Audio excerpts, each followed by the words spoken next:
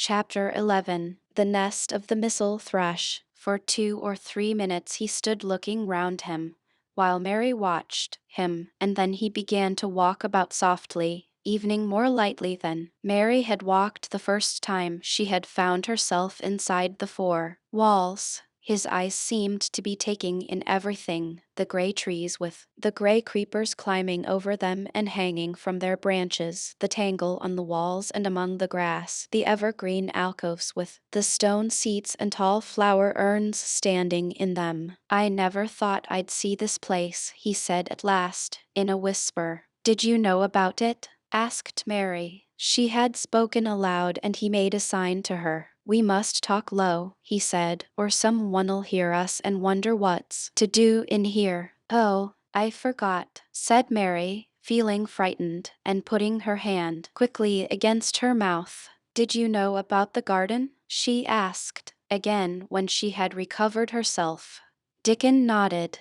"Martha told me there was one as no one ever went inside," he answered. "Us used to wonder what it was like." He stopped and looked round at the lovely gray tangle about him, and his round eyes looked queerly happy. The nests as'll be here come springtime," he said.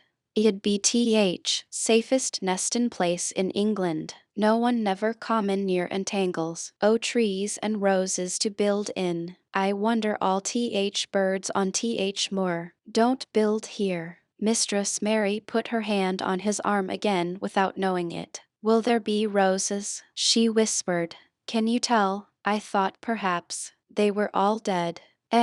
"No, not them, not all of 'em," he answered. "Look here." He stepped over to the nearest tree, an old one with gray lichen all over its bark, but upholding a curtain of tangled sprays and branches. He took a thick knife out of his pocket and opened one of its blades. "There's lots o' dead wood as ought to be cut out," he said. "An' there's a lot o' old wood, but it made some new last year. This here's a new bit," and he touched a shoot which looked brownish green instead of hard, dry gray. Mary touched it herself in an eager, reverent way. "That one," she said.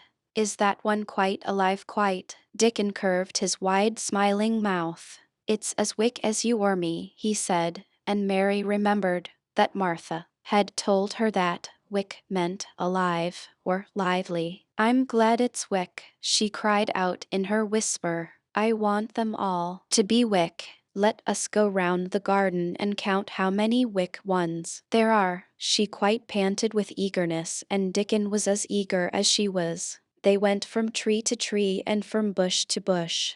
Dickon carried his knife in his hand and showed her things which she thought wonderful. "They've run wild," he said, "but strongest ones has fair thrived on it. The delicatest ones has died out, but others has growed and spread till they's a wonder. See here." And he pulled down a thick gray, dry-looking branch. "A body may think this was dead wood, but I don't believe it is down to root. I'll cut it low down and see." He knelt, and with his knife cut the lifeless-looking branch through, not far above the earth. "There," he said exultantly. "I told you so.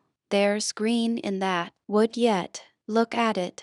Mary was down on her knees before he spoke, gazing with all her may. "When it looks a bit greenish and juicy like that, it's wick," he explained. "When inside is dry and breaks easy, like this here piece I've cut off, it's done for. There's a big root here as all this live wood sprung out of, and if old wood's cut off and it's dug round and took care of, there'll be." He stopped and lifted his face to look up at the climbing and hanging sprays above him. "There'll be a fountain o' roses here this summer." They went from bush to bush and from tree to tree. He was very strong and clever with his knife and knew how to cut the dry and dead wood away, and could tell when an unpromising bough or twig had still green life in it. In the course of half an hour Mary thought she could tell, too, and when he cut through a lifeless-looking branch she would cry out joyfully under her breath when she caught sight of the least shade of moist green. The spade and hoe and fork were very useful. He showed her how to use the fork,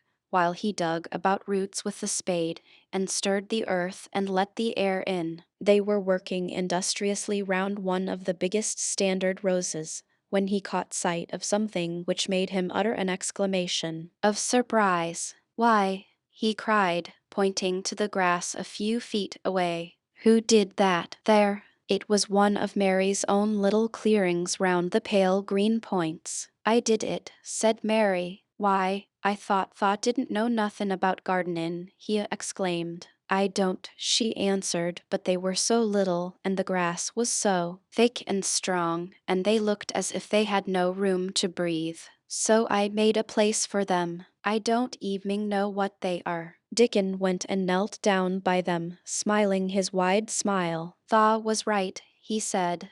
"A gardener couldn't have told you better. They'll grow now like Jack's beanstalk. They're crocuses and snowdrops, and these here is narcissuses," turning to another patch, "and here's daffodillies. They will be a sight."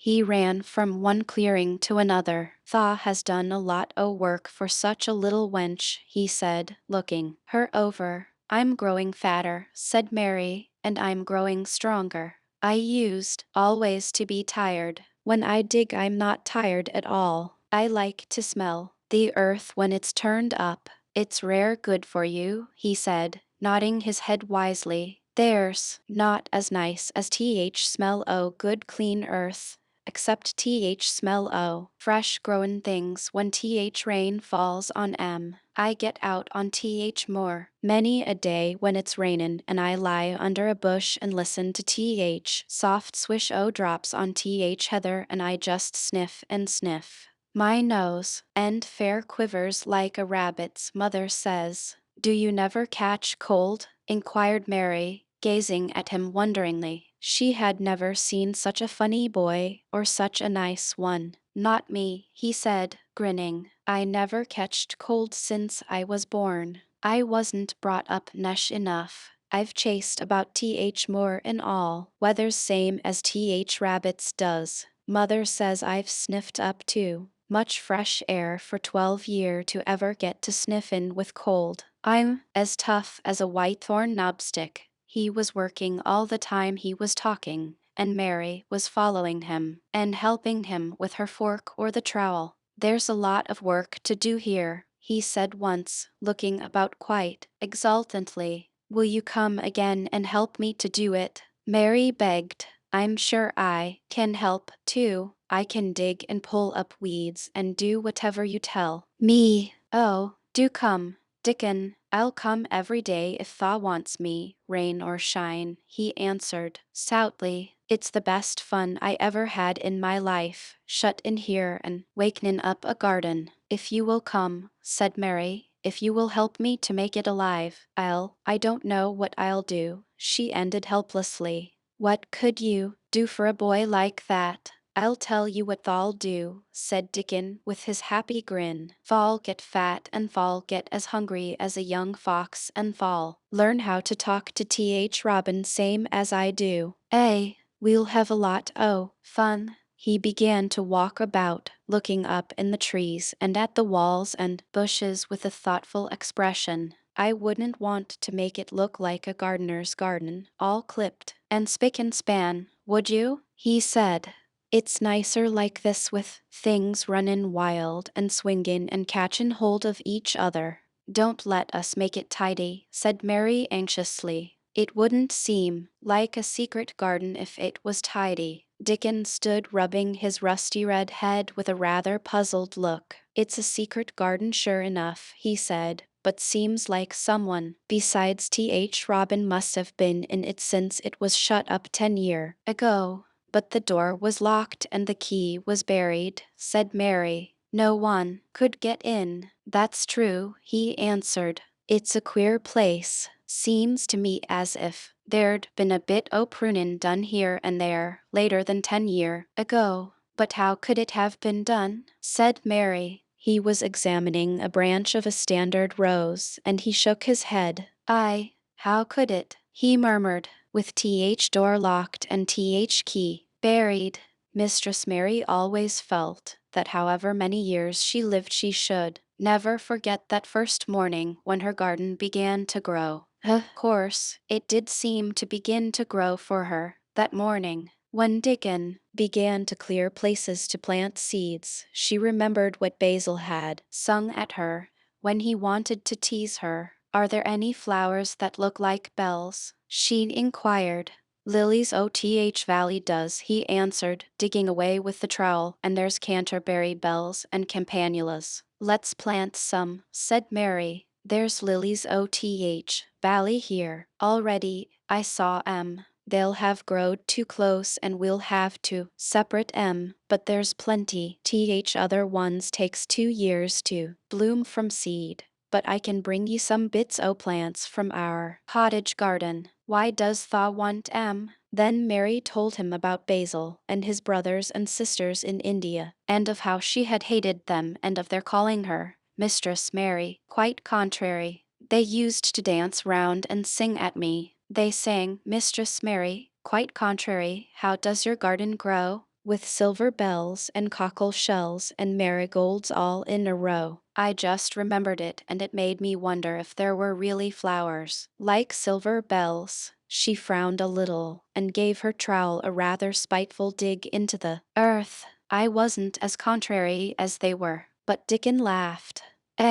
He said, and as he crumbled the rich black soil she saw he was sniffing up the scent of it. There doesn't seem to be no need for no one to be contrary when there's flowers and such like, and such lots o' friendly wild things runnin' about makin' homes for themselves, or buildin' nests and singin' and whistlin', does there? Mary, kneeling by him holding the seeds, looked at him and stopped, frowning. Dickon, she said, you are as nice as Martha said you were. I like you, and you make the fifth person. I never thought I should like 5 people. Dickon sat up on his heels as Martha did when she was polishing the grate. He did look funny and delightful, Mary thought, with his round blue eyes and red cheeks and happy-looking turned-up nose. Only 5 folk as tha likes, he said.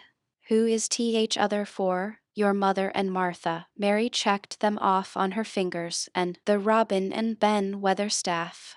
Dickon laughed so that he was obliged to stifle the sound by putting his arm over his mouth. I know tha thinks I'm a queer lad, he said, but I think tha are queerest little lass I ever saw. Then Mary did a strange thing. She leaned forward and asked him a question she had never dreamed of asking anyone before. And she tried to ask it in Yorkshire because that was his language, and in India a native was always pleased if you knew his speech. Does tha like me? She said.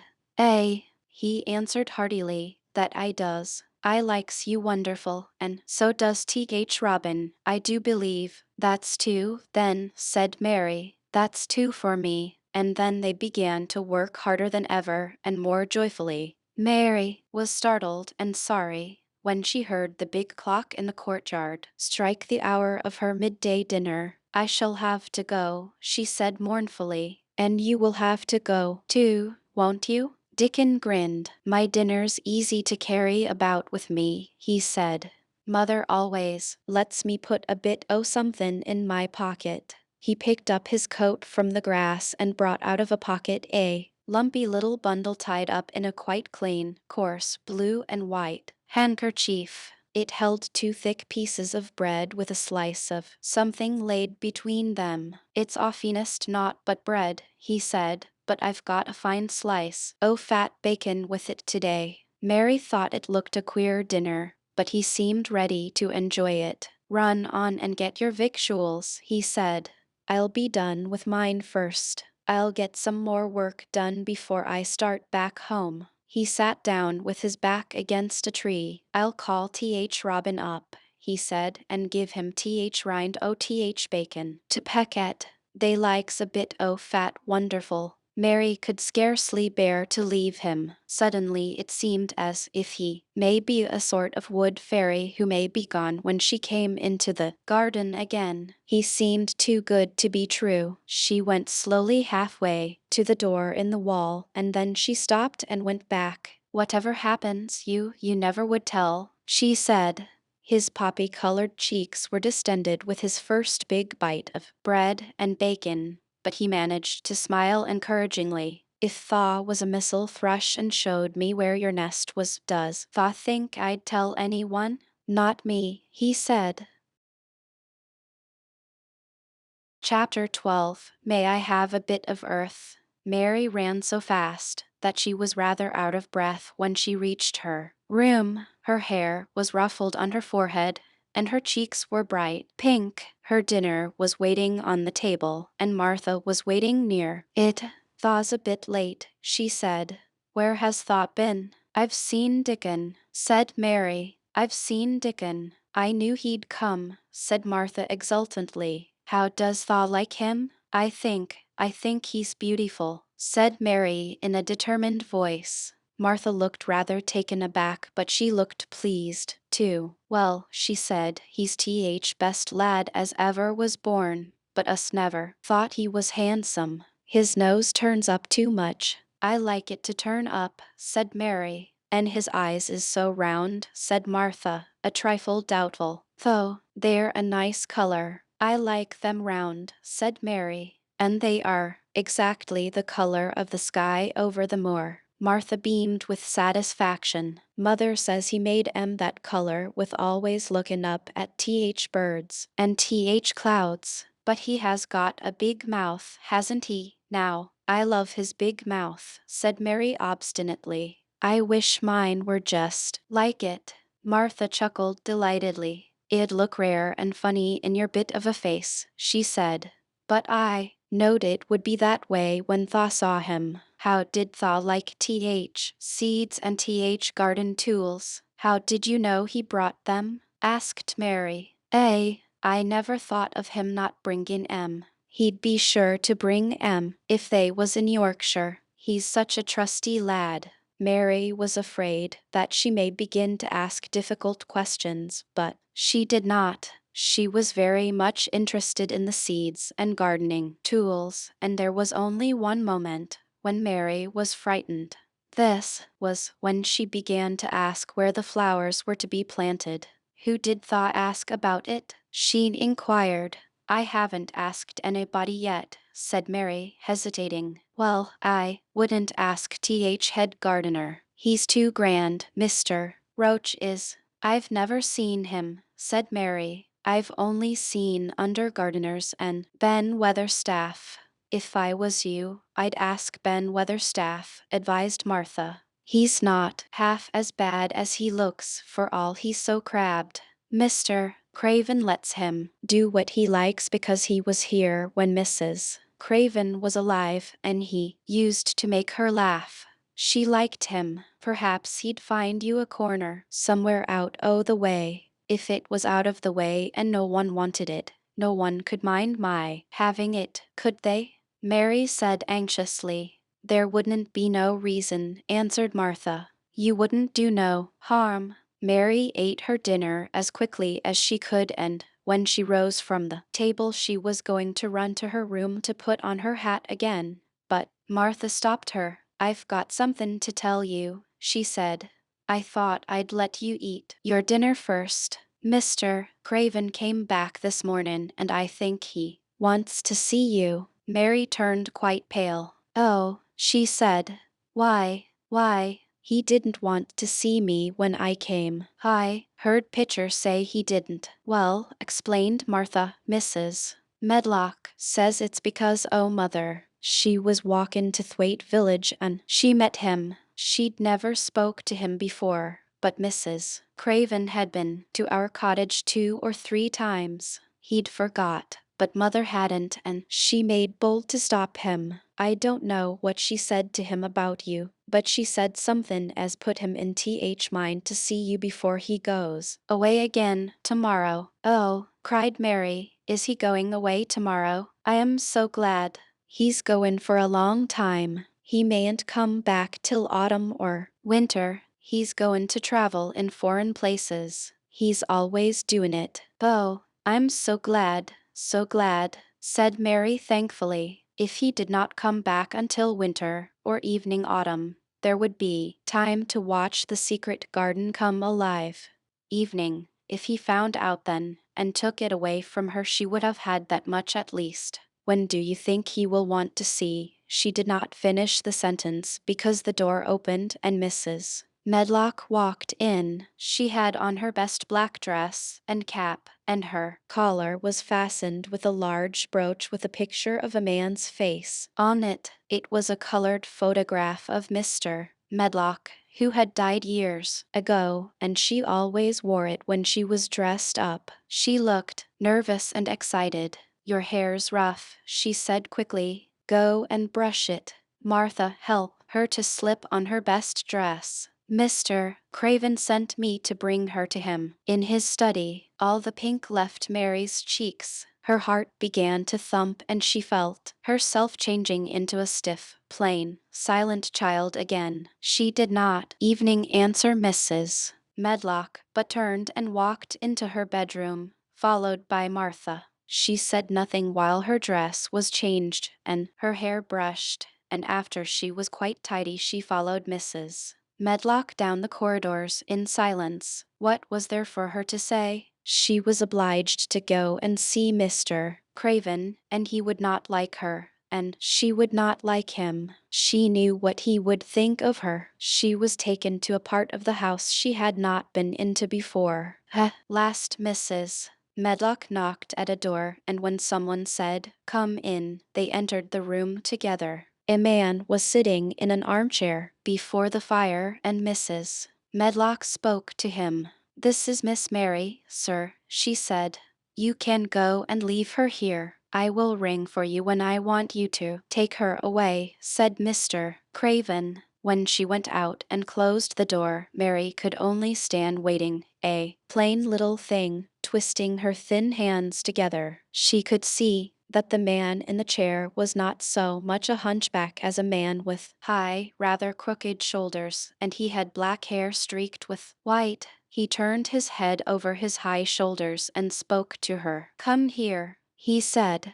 Mary went to him. He was not ugly. His face would have been handsome if it had not been so miserable. He looked as if the sight of her worried and fretted him, and as if he did not know what in the world to do with her. "Are you well?" he asked. "Yes," answered Mary. "Do they take good care of you?" "Yes." He rubbed his forehead fretfully as he looked her over. "You are very thin," he said.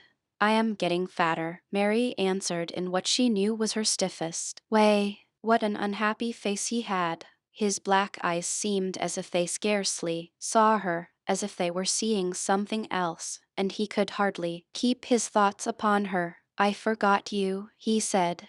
"How could I remember you? I intended to send you a governess or a nurse or someone of that sort, but I forgot." "Please," began Mary. "Please," and then the lump in her throat choked her. "What do you want to say?" he inquired. I'm too big for a nurse," said Mary. "And please don't make me have a governess yet." He rubbed his forehead again and stared at her. That was what the Sorby woman said, he muttered absent-mindedly. Then Mary gathered a scrap of courage. Is she Martha's mother?" She stammered. "Yes, I think so," he replied. "She knows about children," said Mary. "She has 12. She knows." He seemed to rouse himself.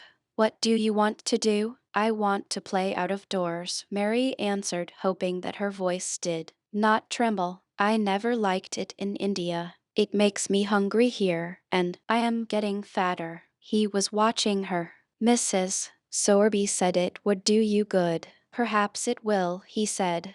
"She thought you had better get stronger before you had a governess." "It makes me feel strong when I play and the wind comes over the moor," argued Mary. "Where do you play?" he asked next. "Everywhere," gasped Mary. "Martha's mother sent me a skipping rope." I skip and run, and I look about to see if things are beginning to stick up out of the earth.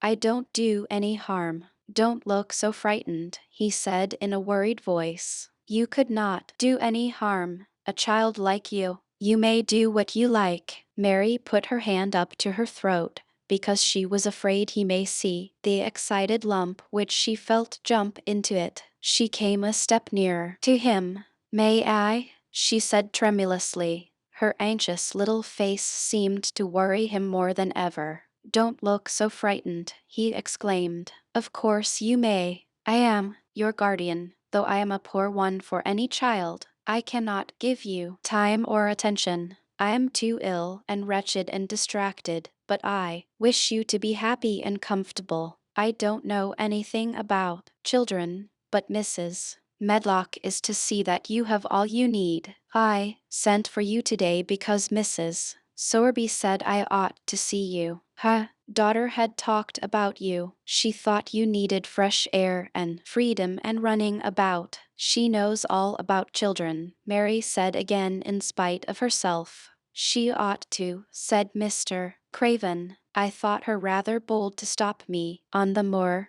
but she said Mrs. Craven had been kind to her. It seemed hard for him to speak his dead wife's name. She is a respectable woman. Now I have seen you, I think she said sensible things. Play out of doors as much as you like. It's a big place and you may go where you like and amuse yourself as you like. Is there anything you want? As if a sudden thought had struck him. Do you want toys, books, dolls? May I, quavered Mary, may I have a bit of earth? In her eagerness she did not realize how queer the words would sound, and that they were not the ones she had meant to say. Mr. Craven looked quite startled. Earth, he repeated. What do you mean? To plant seeds in, to make things grow, to see them come alive, Mary faltered. He gazed at her a moment, and then passed his hand quickly over his eyes. Do you care about gardens so much? He said slowly. I didn't know about them in India, said Mary. I was always ill and tired and it was too hot. I sometimes made little beds in the sand and stuck flowers in them, but here it is different. Mr. Craven got up and began to walk slowly across the room. A bit of earth, he said to himself, and Mary thought that somehow she must have reminded him of something. When he stopped and spoke to her, his dark eyes looked almost soft and kind. You can have as much earth as you want, he said. You remind me of someone else who loved the earth and things that grow. When you see a bit of earth you want, with something like a smile, take it, child, and make it come alive. May I take it from anywhere, if it's not wanted? Anywhere, he answered. There, you must go now. I am tired. He touched the bell to call Mrs. Medlock. Goodbye. I shall be away all summer. Mrs. Medlock came so quickly that Mary thought she must have been waiting in the corridor. Mrs. Medlock, Mr. Craven said to her, now I have seen the child, I understand what Mrs. Sowerby meant. She must be less delicate before she begins lessons. Give her simple, healthy food. Let her run wild in the garden. Don't look after her too much. She needs liberty and fresh air and romping about. Mrs. Sowerby is to come and see her now and then, and she may sometimes go to the cottage. Mrs. Medlock looked pleased. She was relieved to hear that she need not look after Mary too much. She had felt her a tiresome charge, and had truly seen as little of her as she dared. In addition to this, she was fond of Martha's mother. Thank you, sir, she said. Susan Sowerby and me went to school together, and she's as sensible and good-hearted a woman as you'd find in a day's walk. I never had any children myself, and she's had 12, and there never was healthier or better ones. Miss Mary can get no harm from them. I'd always take Susan Sowerby's advice about children. Myself, she's what you may call healthy-minded, if you understand. Me, I understand, Mr. Craven answered. Take Miss Mary away now and send Pitcher to me." When Mrs. Medlock left her at the end of her own corridor, Mary flew back to her room. She found Martha waiting there. Martha had, in fact, hurried back after she had removed the dinner service. "I can have my garden," cried Mary. "I may have it where I like. I am not going to have a governess for a long time. Your mother is coming to see me and I may go to your cottage. He says a little girl like me could not do any harm and I may do what I like, anywhere." "Hey," said Martha delightedly. "That was nice of him, wasn't it?" "Martha," said Mary solemnly, "he is really a nice man, only his face is so miserable and his forehead is all drawn together." She ran as quickly as she could to the garden. She had been away so much longer than she had thought she should, and she knew Dickon would have to set out early on his 5-mile walk. When she slipped through the door under the ivy, she saw he was not working where she had left him. The gardening tools were laid together under a tree. She ran to them, looking all round the place, but there was no Dickon to be seen. He had gone away, and the secret garden was empty except for the robin, who had just flown across the wall and sat on a standard rosebush, watching her. "He's gone," she said woefully. "Oh, was he only a wood fairy?" Something white fastened to the standard rosebush caught her eye. It was a piece of paper. In fact, it was a piece of the letter she had printed for Martha to send to Dickon. It was fastened on the bush with a long thorn, and in a minute she knew Dickon had left it there. There were some roughly printed letters on it and a sort of picture. At first she could not tell what it was. Then she saw it was meant for a nest with a bird sitting on it.